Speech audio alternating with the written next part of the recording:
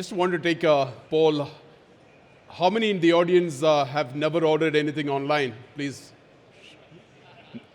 Neil John Shah is on my panel, and it looks like he has. By the end of the panel, we'll make sure that you order something online. Once again, very warm welcome to you.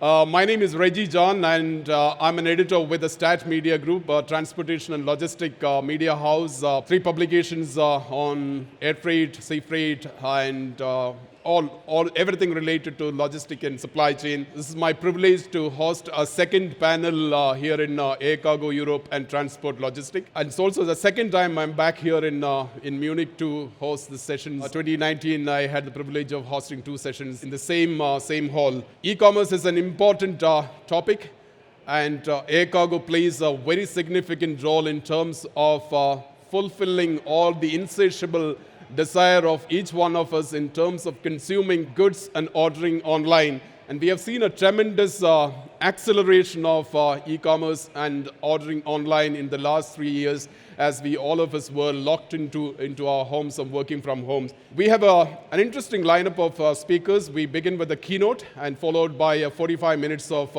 panel discussion that I have a privilege of moderating. Let me introduce and welcome Kirsten de Bruijn. She is the Executive Vice President, Cargo at WestJet. She's been new to this role, but she's been working with bigger airlines. But in the last 1 year, she's been setting up a startup cargo airline in Canada. And it's my privilege to have Kirsten to do the keynote. Kirsten, the stage is yours. Good morning, everyone. My name is Kirsten, and I work for WestJet now, very different than previous airlines that I used to work for that were very big, established global air cargo carriers, and now I actually work for a startup, which is actually quite exciting. So before I go, I've actually called it click to delivery. I'm a fan of clicking a lot. A little bit about myself before we start. My cat, her name is Shiva, and she is my everything. She's a beautiful Bengal, and I moved her to Canada a year and a half ago, or a year ago when I started.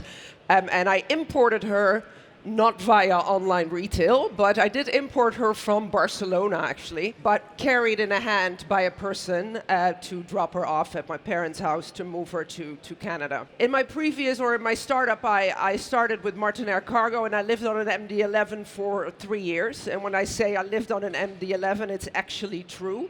Amir couldn't make it, but we worked at Martin together back in the day. And I slept on a mattress behind the cockpit every flight in the middle of the night, and that's where I learned my operations. I learned load control, and I also managed the passenger operation. But that was really my first real cargo job back in 2007 when I started. And this is actually my shoe collection. And I was walking in this morning, and again, I hope somebody from Messe Munich is listening to me, because the street and how it's paved outside is not meant for heels. I literally almost broke my neck walking in.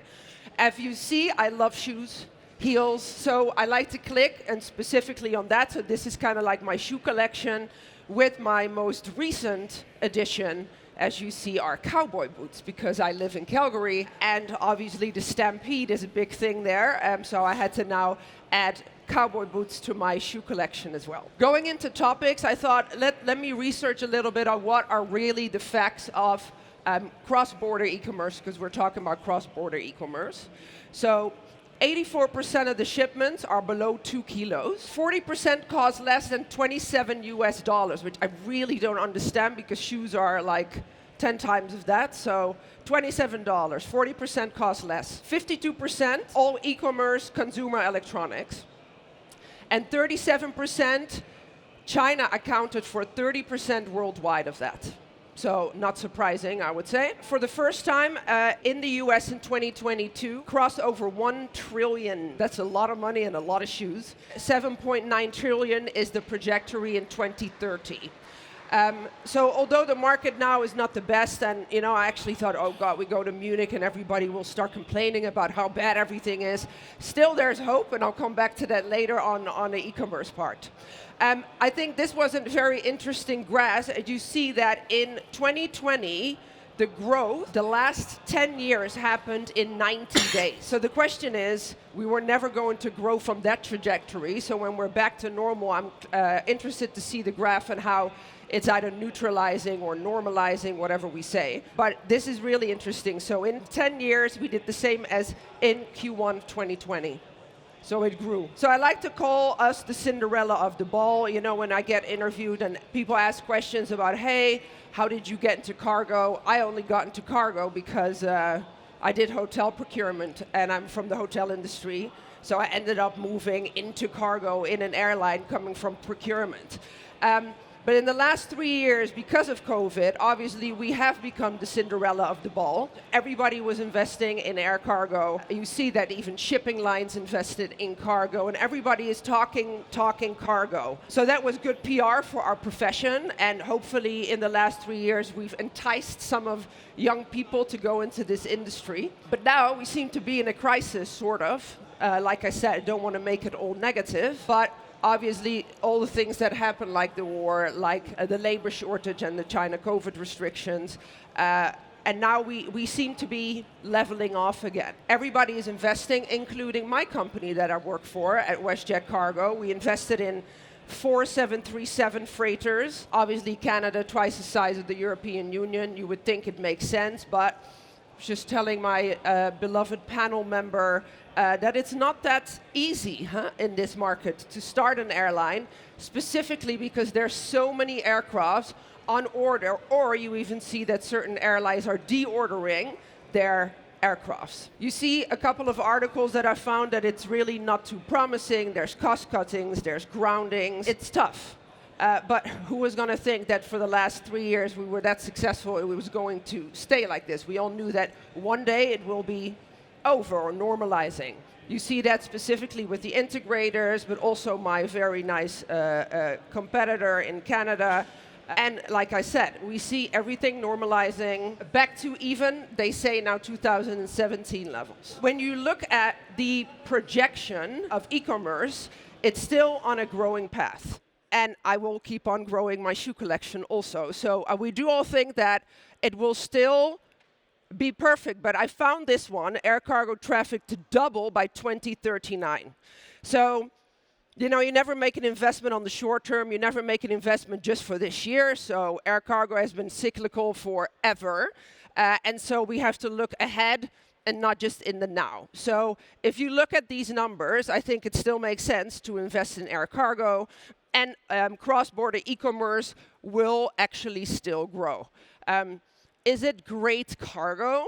And I was having a whole debate about the Canadians, because obviously I'm new to Canada. I was like, okay, so how are we going to make my e-commerce business a success on these 737 planes that we have? Then I was having a whole discussion with my team. Do the Canadians actually want speed? They actually don't. They don't care about speed.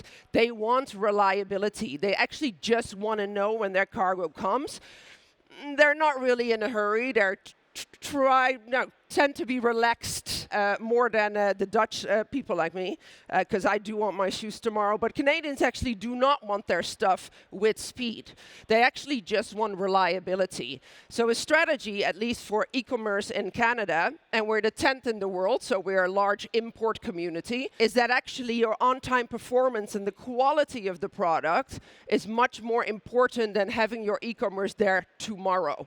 It might differ in other cultures, it might differ in other markets, but knowing that it's reliability versus speed, you would also assume that your yield for that type of product would normalize or not at least be any more in what it used to be in the last 3 years.